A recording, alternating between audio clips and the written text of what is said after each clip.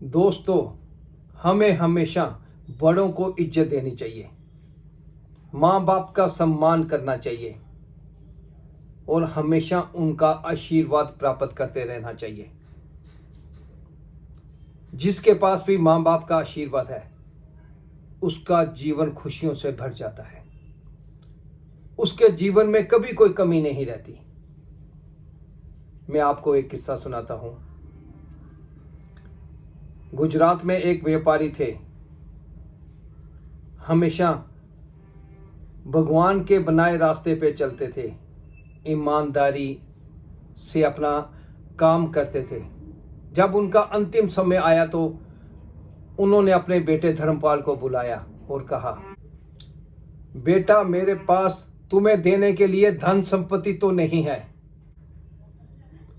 लेकिन मैंने अपना काम हमेशा ईमानदारी से किया है, भगवान के बनाए हुए रास्ते पे ही किया है, इसलिए मेरा आशीर्वाद सदा तुम्हारे साथ रहेगा। तुम हमेशा भगवान को याद रखना, उसी के बनाए रास्ते पे चलना, तुम हमेशा तरक्की पाओगे, मेरा आशीर्वाद सदा तुम्हारे साथ रहेगा। तुम जिस मिट्टी में भी हाथ डालोगे वो भी सोना बन जाएगी। अब धर्मपाल के कंधों पे घर की जिम्मेवारी आ गई। उसने एक ठेला लगा के अपना काम शुरू किया। अपनी ईमानदारी और लगन के साथ उसका काम बढ़ता गया तो उसने एक दुकान खरीद ली।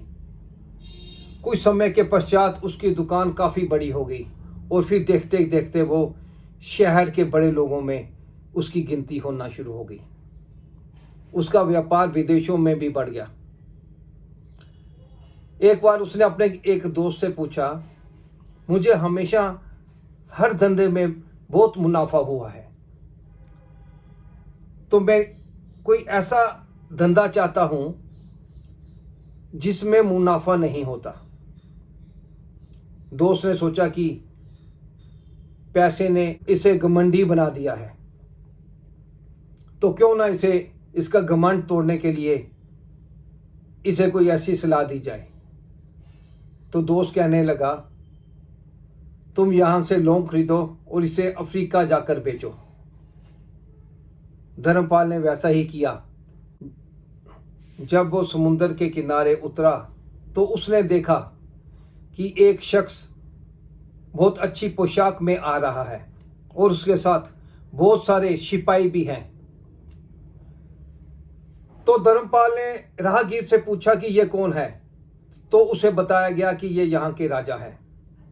धर्मपाल आगे बढ़ा, आदरपूर्वक उन्हें प्रणाम किया और पूछा, महाराज, आपके साथ जो इतने सैनिक हैं, इनके हाथों में तलवारों की जगह ये छैनियां क्यों हैं?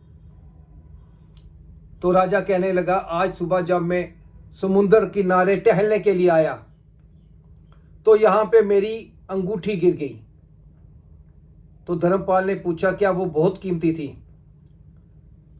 तो राजा बोला, ऐसी तो इससे बहुत कीमती मेरे पास ढेर अंगूठियां हैं, लेकिन वो किसी फकीर की दी हुई अंगूठी थी जिसमें उनका आशीर्वाद प्राप्त था, जिसके कारण मैं और मेरी प्रजा बहुत खुश थी।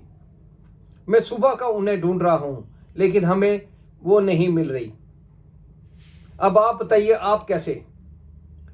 तो धर्मपाल कहने लगा, मैं भारत से आया व्यापारी हूं, लौंग लेकर आया हूं यहां पर बेचने के लिए।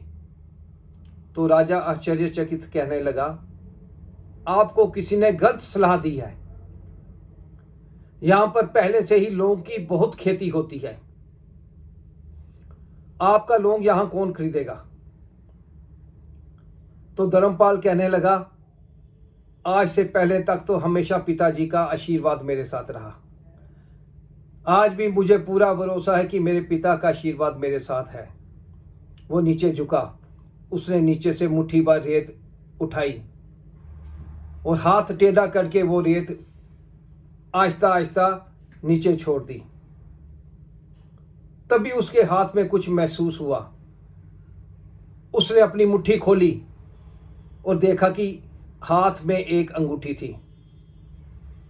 राजा ने भी देखा और हैरान हो गया और बोला, ये वही अंगूठी है जिसे हम सुबह के ढूंढ रहे हैं। तुमने मेरी बहुत मदद की। राजा खुश हुआ और बोला, बताओ तुम्हें क्या इनाम चाहिए। तो धर्मपाल कहने लगा, महाराज, आप और आपकी प्रजा बहुत खुश है, मुझे कुछ नहीं चाहिए।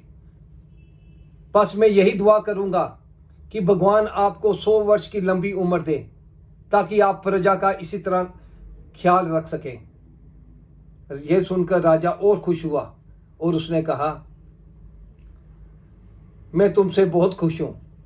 मैं आज ही तुम्हारे सारे लोग खरीदता हूं और तुम्हें मुंह मांगी कीमत इसकी दूंगा। दोस्तों, पिता का आशीर्वाद हो कि दुनिया की कोई भी ताकत आपको कहीं भी पराजित नहीं कर सकती। मां बाप की सेवा का फल निश्चित रूप से मिलता है।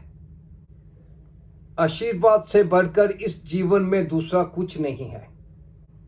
बालक के मन को जानने वाली और बच्चे के भविष्य को संवारने वाले पिता के अलावा इस दुनिया में और कोई ज्योतिषी नहीं हो सकता।